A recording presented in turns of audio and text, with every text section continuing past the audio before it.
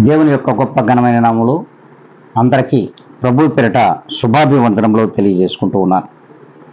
ఈ దినం దేవుడు మనకిచ్చినటువంటి ఒక నూతనమైనటువంటి వాగ్దానం. అది సామెతల గ్రంథము 21వ అధ్యాయము 23వ వచనం.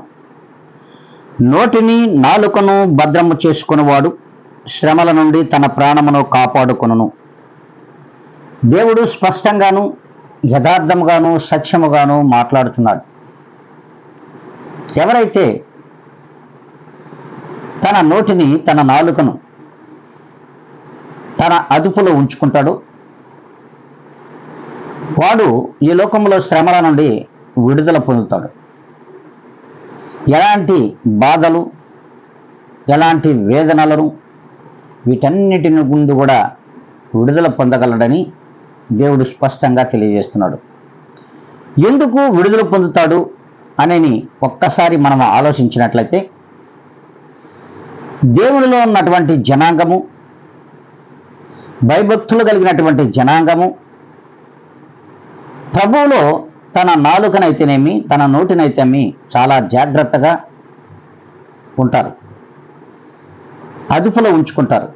అంతేకాకుండా ప్రతి మాట కూడా దేవునికి ఇష్టకరంగా ఉండాలి.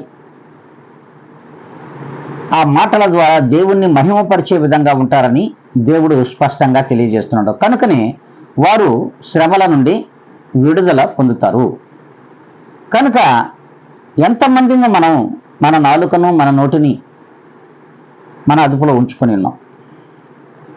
దీన్ని ఆలోచించాల్సిన అవసరం ప్రతి క్రైస్తవ బిడ్డకు ఉంది. కనుక ఒకసారి క్రీస్తులో ప్రవేశించిన మనమందరం కూడా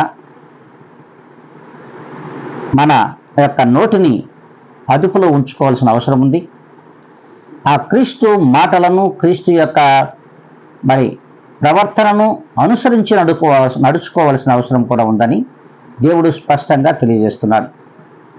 ఆ రీతిగా మనం ఉన్నామో లేదో ఒక్కసారి ఆత్మ పరిశీలన చేసుకొని, అలా మనము లేనట్లయితే ఇక మీదటైనను దేవునిలో నివసించాలి, దేవునికి యథార్థవంతులుగాను ఆయన యందు భయభక్తులు కలిగిన వారిగా జీవించాలి, మన యొక్క నాలుకను నోటిని అదుపులో ఉంచుకోవాలి అన్నట్లయితే ప్రతి ఒక్కరు కూడా ప్రభువునందు ప్రార్థనలో ఈ దినమున ఏకీభవించాలని ఇకందరికీ కూడా ప్రభువు పేరిట మనవి చేసుకుంటూ ఉన్నాను. సకల ఆశీర్వాదములకు కారణభూతుడవై సర్వోన్నతమైన స్థలములలో నివసించుచున్న మా ప్రియ గొప్ప పరలోకపు తండ్రి, ఇదిగోనైనా ఈ ఉదయకాల సమయంలో ఈ ఛానల్ వీక్షించుచున్న ప్రతి బిడ్డను కూడా మీ పాదముల దగ్గర మీ చేతులకు అప్పగించుకుంటూ ఉన్నారు.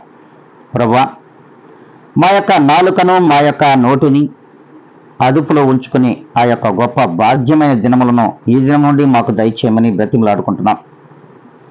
ఆ రీతిగా మేము జీవించిన ఎడల మా శ్రమల నుండి మేము విడుదల పొందగలమని ఆ యొక్క తలంపులు మా హృదయంలో నింపమని, ఆ రీతిగా వీక్షించుతున్నటువంటి ప్రతి బిడ్డను కూడా మీ చేతులకే సమర్పించుకుంటూ నన్ను నేనుగా మిక్కిలిగా తగ్గించుకొని ప్రభువైన యేసుక్రీస్తు నామములో అడిగి వేడుకొని ప్రార్థించి పొంది ఉన్న మా ప్రియ గొప్ప పరలోకపు తండ్రి, ఆమేన్.